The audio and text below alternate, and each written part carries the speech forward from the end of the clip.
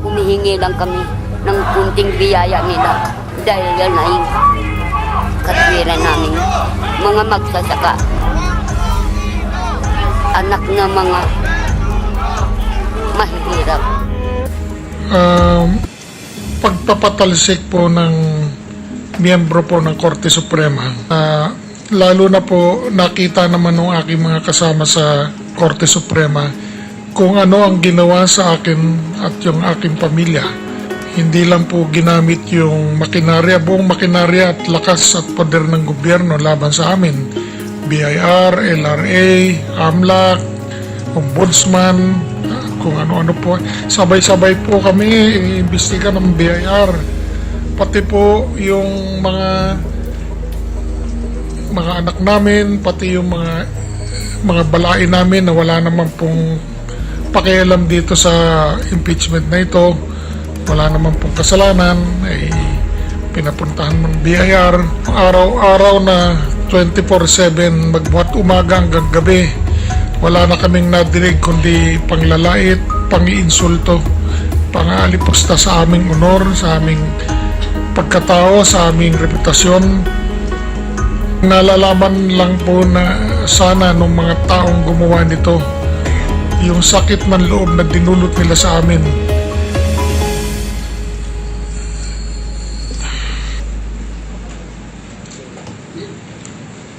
Mr. Chief Justice, are you alright? Apo, hindi po. Apo. Yung pangalan ko pong pinangakalagahan po all my life. Tapos tawag-tawagin kayong masamang tao, magnanakaw, mandurugas. Hindi lang po ako ang nagsuffer po dito. Pati po yung mga anak ko, pati po yung mga apo ko.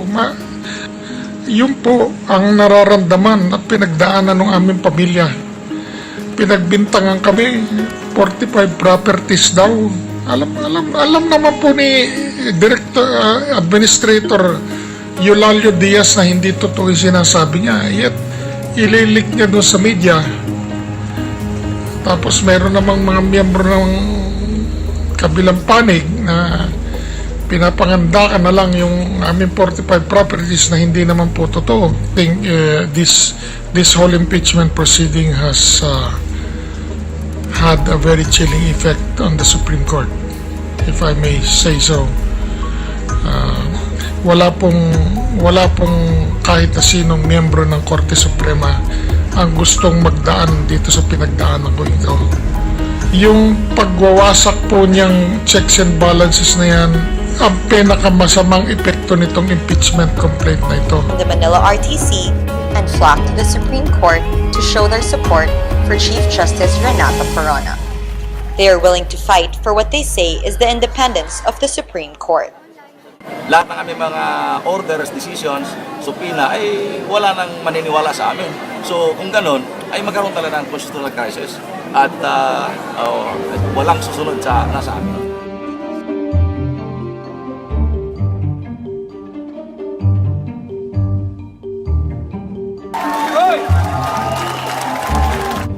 Mariin kong itinatanggi ang mga bintang na may katiwalian sa pansariling kong kilos.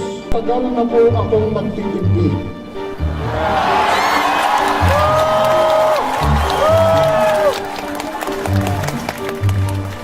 Hindi ko po maintindihan kung bakit nanggigigil ng gusto sa akin ang ating ang Pangulo.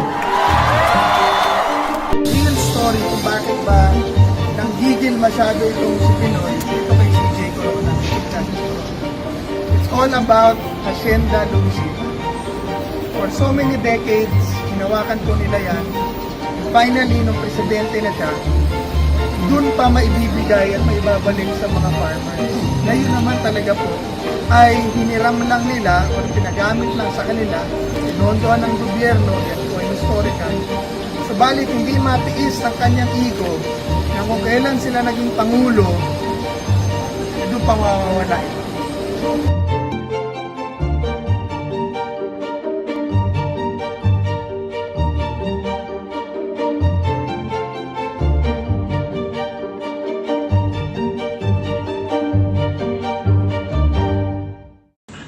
Did this mission amount to an impeachable offense? No! Unang punto, kung matalo ang Chief Justice dito, di ang ibig sabihin pala, ang mga nananalo ay mga honest na tao. Dahil kinondena nila dahil corrupt yung taong yon.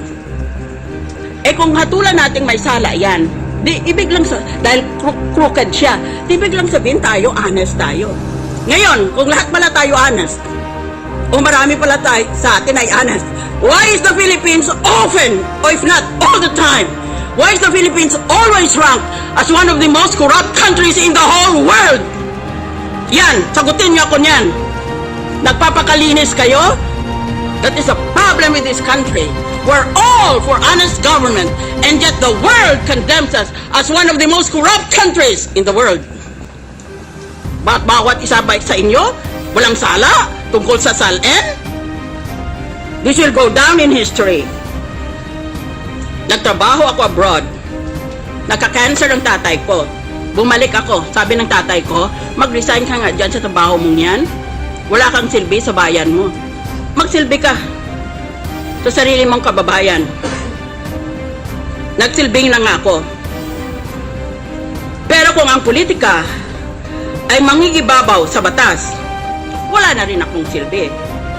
Bayan, kayo ang maghatol sa ginagawa dito sa impeachment trial.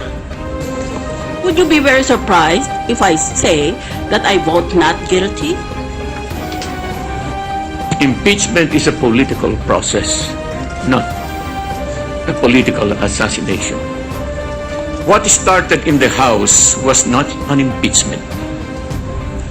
For an impeachment is an accusation accompanied by necessary formalities, attended by the appropriate solemnities, flanked by the liberties and guarantees that a genuine grand jury proceeding affords. The Senate is being asked to remove the Chief Justice from office, all because he submitted an allegedly erroneous SALN. What has happened? Today, we are one step from violating the Constitution and passing a bill of attainder. No one can stop us if we do not stop ourselves. This is not justice, political or legal. This is certainly not law. For sure, it is not the law of the Constitution. It is only naked power, as it was in 1972.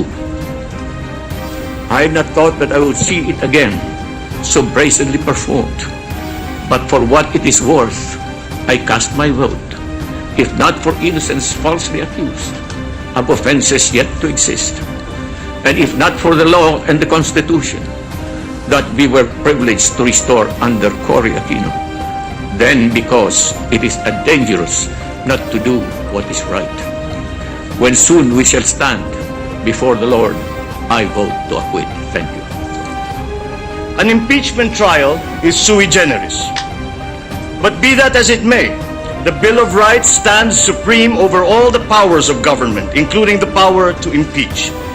And nowhere is this precept more apposite than in this case, where the government has mustered all the resources at its disposal, not only to secure evidence against the Chief Justice, but further to ensure his conviction. Evidence on some of these issues came from questionable sources, beginning with the unidentified little lady to documents anonymously left on gates and in mailboxes.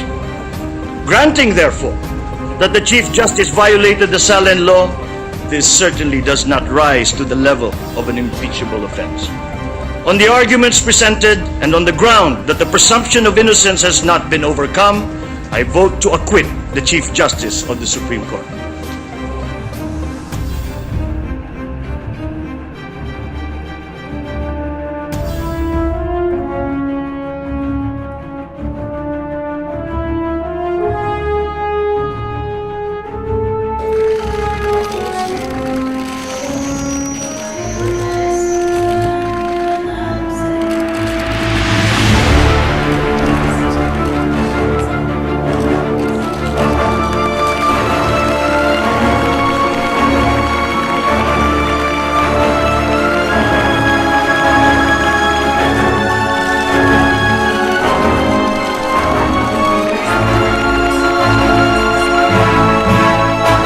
Incompetent.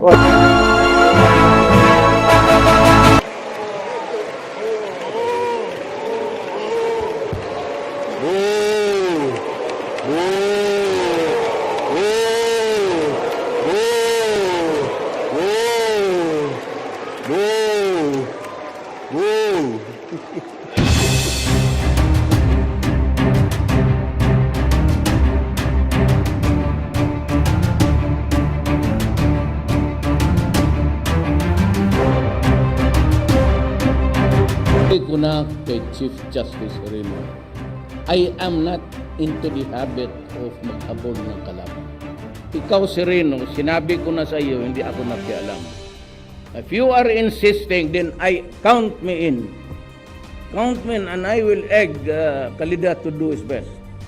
Ako na mismo maglakad rin kalaban sa iyo. Sinasabi ko na sa iyo na hindi ako nakikialam. Now, sige ka dyan, daldal ng daldal, o sige, upakan kita. I will help any investigator. Talagang upakan kita. So, I'm putting you on notice that I am now your enemy. And you have to be out of the Supreme Court. I will see to it that after that then I'll request the Congress. Walang hustisya. Patay na ang demokrasya. Diktadurya ang magwawagi at manina ng isa bansa kung manalo ang kawaran to petition at patay na ang judicial independence. Chief, it is time to let go. Please let the judiciary move on. Mabuhay ang ating judikatura! Mabuhay! Korte Suprema! Mabuhay!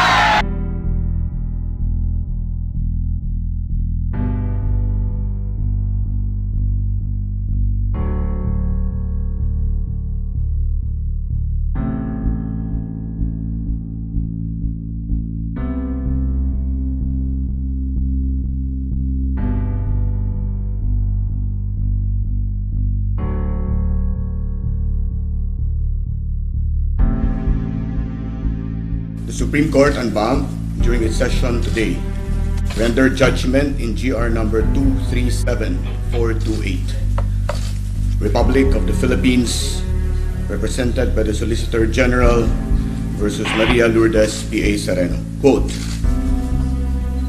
wherefore, the petition for quo warranto is granted. Respondent Maria Lourdes P.A. Sereno is found disqualified from and is hereby adjudged guilty of unlawfully holding and exercising the office of the Chief Justice. Accordingly, Respondent Maria Lourdes P.A. Sereno is ousted and excluded therefrom. The position of the Chief Justice is declared vacant, and the Judicial and Bar Council is directed to commence the application and nomination process. This decision is immediately executory without need of further action from the Court.